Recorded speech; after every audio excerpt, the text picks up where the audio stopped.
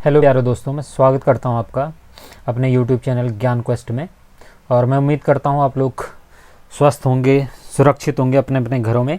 तो आजकल आप खबरों में एक बीमारी के बारे में सुन रहे होंगे, ब्लैक फंगस, जो कि कोरोना के साथ अपना इफ़ेक्ट दिखा रही है। और ये इतनी हानिकारक है कि किसी किसी केसेज में लोगों की डेथ हो जा रही है या फिर कुछ हार्मफुल इफ़ेक्ट, अपने सीवियर इफेक्ट दिखा रही हैं। जैसे आजकल आप उत्तराखंड में ब्लैक फंगस के बारे में सुन रहे होंगे, तो ये आप देख रहे होंगे ब्लैक फंगस जैसी चीज़ें। तो अपने लेक्चर को स्टार्ट करने से पहले हमेशा की तरह हम इसको स्टार्ट करेंगे कुछ पॉजिटिव कोटेशन से। तो आज का कोटेशन है, the more you fed your mind with positive thought the more you can attract good thing in your life. आप जितना पॉजिटिव रहेंगे अपनी लाइफ में, आप उतनी अच्छी चीज़ों को अपनी लाइफ में अट्रैक्ट करेंगे, मतलब आकर्षित करेंगे। आप जितना पॉजिटिव रहेंगे, आपकी हेल्थ, बॉडी, माइंड उतना पॉजिटिव रहेगा। तो आज का लेक्चर स्टार्ट करते हैं। मैं हूं अरविंद कठैत। तो अब सबसे पहले हम जानते हैं ये न्यूज़ में क्यों है, कैसे है, वाई इट इज। तो अभी इंडिया में 15 से ज़्यादा राज्यों में कोविड पेशेंट को क्या हो रहा है, एक फंगल इन्फेक्शन हो रहा है, जिसको हम साइंस की लैंग्वेज में म्यूकरमाइकोसिस कहते हैं, और उसको कॉमनली हम साधारण भाषा में ब्लैक फंगस कहते हैं।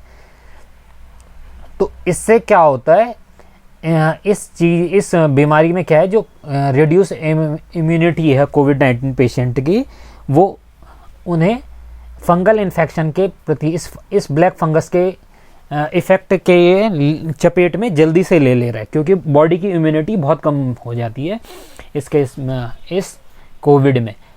तो जैसे आप लोग सुन रहे होंगे, ये कोविड-19 की 19 तारीख की अप टू डेट रिपोर्ट है। ये आप देख सकते हैं इसमें कितनी आपके एक्टिव केसेस, रिकवर्ड, डेथ, ये वैक्सीनेटेड कितने हो गए हैं। तो ये देखिए, ये ब्लैक फंगस इतना हानिकारक है कि 179 लोगों की बेंगलोर में इससे मीन्स बीमार ग्रस्त हो चुके हैं, और 14 लोगों की डेथ हो चुकी है बेंगलोर के हॉस्पिटल में। और आप ये देख सकते हैं इंडिया में ब्लैक फंगस अभी कहाँ ज़्यादा एक्टिव है। तो ये आपका ये रेड वाला एरिया, ये आप अच्छे से देख पा रहे होंगे।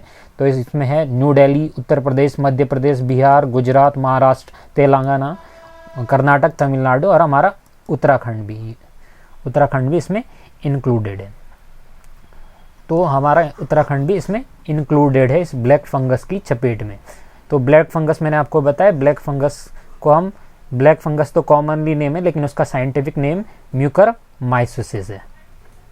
तो आगे बढ़ते हैं, समझते हैं हम ये ब्लैक फंगस पहले तो होता क्या है। तो ब्लैक फंगस एक serious but rare type of fungal infection है, caused by group of moulds called as mucormycetes, जो हमारे इन्वायरमेंट में अबंडेंट है। तो म्यूकरमाइकोसिस को मैंने अभी आपको बताया ब्लैक फंगस या फिर जाइगोमाइकोसिस बोलते हैं। तो इसको हम एक्चुअल में, जो ब्लैक फंगस है, ये हमारे एटमॉस्फेयर में हमेशा ही से रहता है। तो ये देखिए, ये आपने अगर ब्रेड, आप कुछ दिन तक अगर आप ब्रेड खुला छोड़ दें अपने इन्वायरमेंट में, एक्सटर्नल इन्वायरमेंट में, तो आप देखेंगे कि इसमें एक ब्लैक से स्पॉट आने लग जाते हैं। ये आप इजीली देख पा रहे हो अपने ब्रेड में कि ब्लैक स्पॉट आ रहे हैं। ऐसे ही आप अपने घरों में भी देखेंगे। तो द डैम्प वॉल, ये जो सीलन पड़ जाती है, उस पर देखेंगे आपकी, ये आपकी सीलिंग है, छत पे। तो जहाँ पे भी मॉइस्चर होगा, वहाँ पे फंगल ग्रोथ स्टार्ट हो जाता है। ये देखिए, ये कॉर्नर ऑफ द वॉल है। तो ऑलवेज रिमेंबर कि जहाँ पे भी फंगल ग्रोथ होने के लिए मॉइस्चर का होना बहुत ज़रूरी है। मॉइस्चर मीन्स नमी का होना बहुत ज़रूरी है। फंगल ग्रोथ में नमी का होना, और little amount of air is also required for the formation of black fungus और एनी फंगस। तो मैंने आपको बताया ये एक टाइप का मोल्ड है। मोल्ड में इसमें क्या होता है एक्चुअल में, इसमें एक ऐसे स्पोर्स टाइप से बन जाते हैं। एक ऐसा क्लोज सा स्पेस बनेगा, इसके अंदर छोटे छोटे स्पोर्स बनेंगे। तो इसको आप ऐसे समझ सकते हैं, एक टॉफ़ी के पैकेट की तरह। ये एक बड़ा सा पैकेट है जिसमें ये स्पोर्स छोटे छोटे टॉफ़ी पीसेस हैं। तो जब ये पीसेस, यही स्पोर्स आपके ये फंगल इन्फेक्शन को फैला रहे हैं। और मैंने आपको बोला, ये जो ब्लैक मोल्ड है, ये कहाँ यूजुअली आपको head in the areas of, देखो जहाँ पे भी वार्मर, ह्यूमिड और डैम्प्ड एरिया होगा। ये देखिए, जैसे मैंने आपको बोला, वार्मर, ह्यूमिड और डैम्प्ड एरिया होगा, तो वहाँ पे आपको ये ब्लैक फंगस ज़्यादा मिलेगा देखने में। और ये इसके कुछ सिम्टम, हेडेक है, क्रोनिकल फैटिग्यू है, फीवर है, आई इरिटेशन है, स्नीजिंग है, रैशेस है, irritation in the mucous membrane और क्रोनिकल कफिंग। ये सारे इस ब्लैक माउंट के जो ब्लैक मोल्ड है आपका या ब्लैक फंगस है उसके आपके सिम्टम्स है। तो आई होप आप लोगों को एक सेंट्रल आइडिया आ गया होगा कि ब्लैक फंगस एक्चुअल में क्या है। ये हमारे इन्वायरमेंट में प्रेजेंट होता है, बट क्या होता है क्योंकि हमारी बॉडी में न्यूट्रोफिल्स होते हैं ब्लड में जो इनसे इजीली लड़ लेते हैं नॉर्मल कंडीशन में। लेकिन हमें पता है कि हमारी बॉडी की इम्यूनिटी कोविड की वजह से डाउन हो चुकी है, तो उस टाइम पे अब ये न्यूट्रोफिल वीक हो जाते हैं और ये फंगस से लड़ नहीं पाते हैं, इसीलिए इसका इफेक्ट कोविड पेशेंट्स में ज़्यादा देखा जा रहा है। अगर हम बात करें ये म्यूकोरमाइकोसिस की जिसको हम कॉमनली हम क्या बोल रहे हैं, ब्लैक फंगस बोल रहे हैं, इसके हम टाइप्स की बात करें तो कितने टाइप्स से, first is called as rhinocerebral, second is pulmonary, third is gastrointestinal, fourth is cutaneous, fifth is disseminated. जो राइनोसेरेब्रल है तो ये साइनस और ब्रेन में होता है।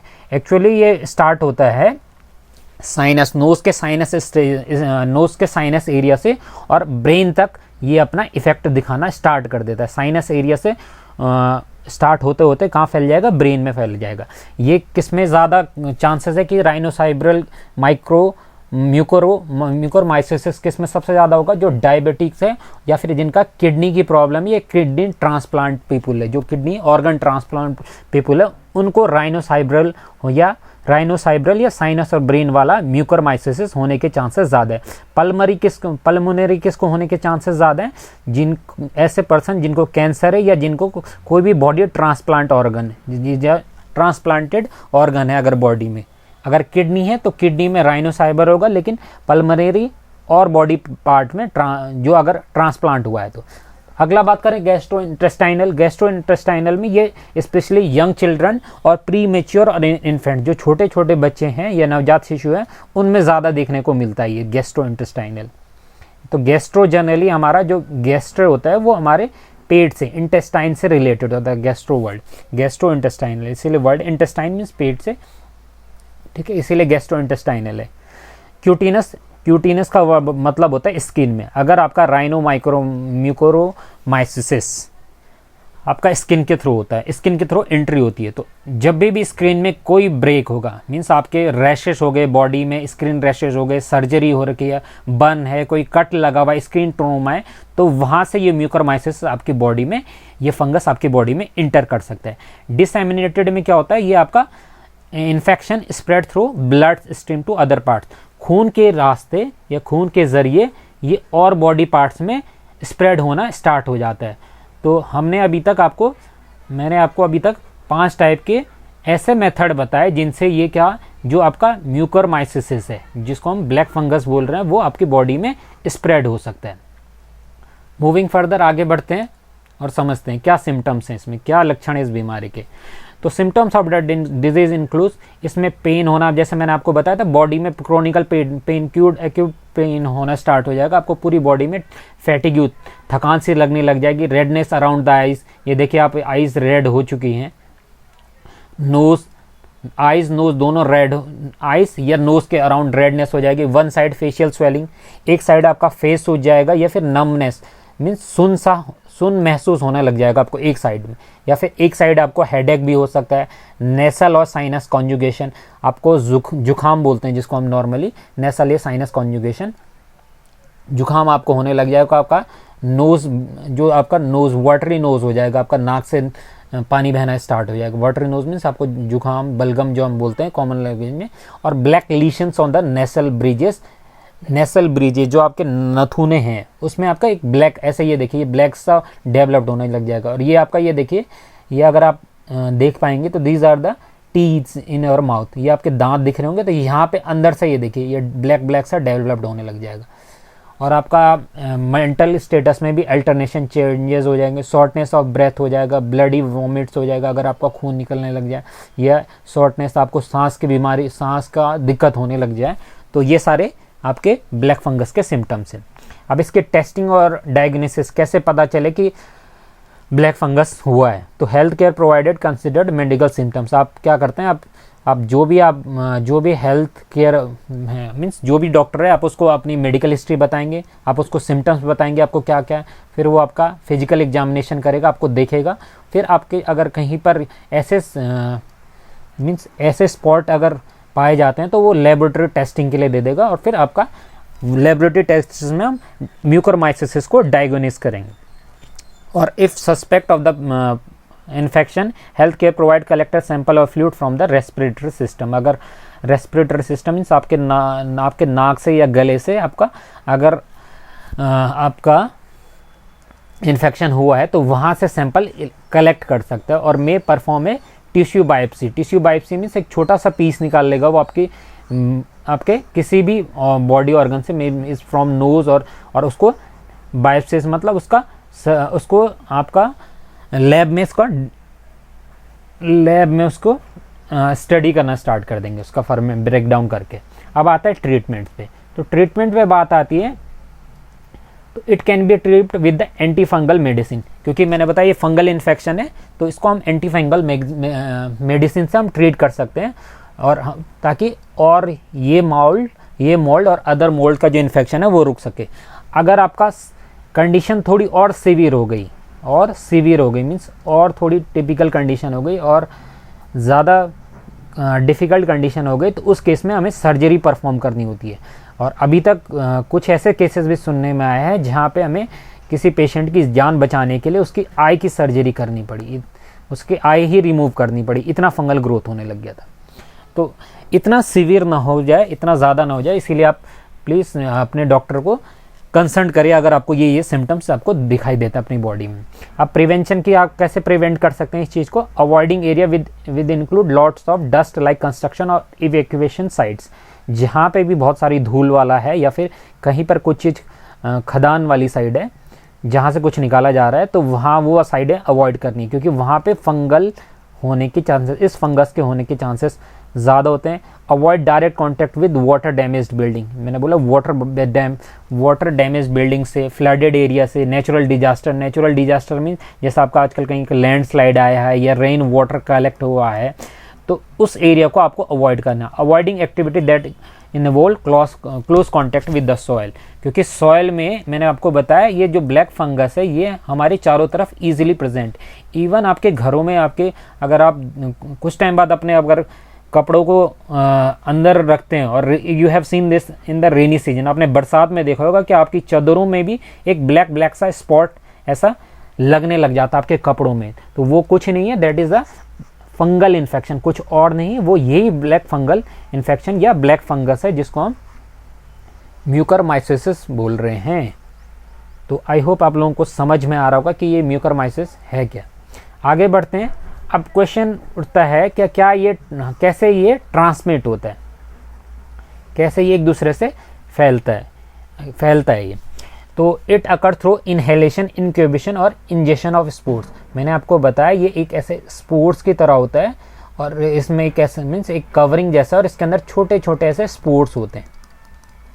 तो जब भी ये स्पोर्स आपके नेसल्स, नाक के रास्ते आपके बॉडी में एंटर होंगे, नाक के रास्ते या फ्रॉम नोज और माउथ, मुंह के रास्ते आपके बॉडी में एंटर होंगे, और जो भी मॉइस्ट एरिया होगा, देखिए ये सबसे इंपॉर्टेंट फंगल ग्रोथ में होती है मॉइस्टनेस और थोड़ा ड्राइनेस, ताकि एयर का वेंटिलेशन। इसीलिए the favourite place is your sinus place, ये नोज का साइनस प्लेस सबसे फेवरेट प्लेस है, और इसीलिए वहाँ से ग्रोथ होते होते पूरी बॉडी में ग्रोथ होना स्टार्ट कर देता है।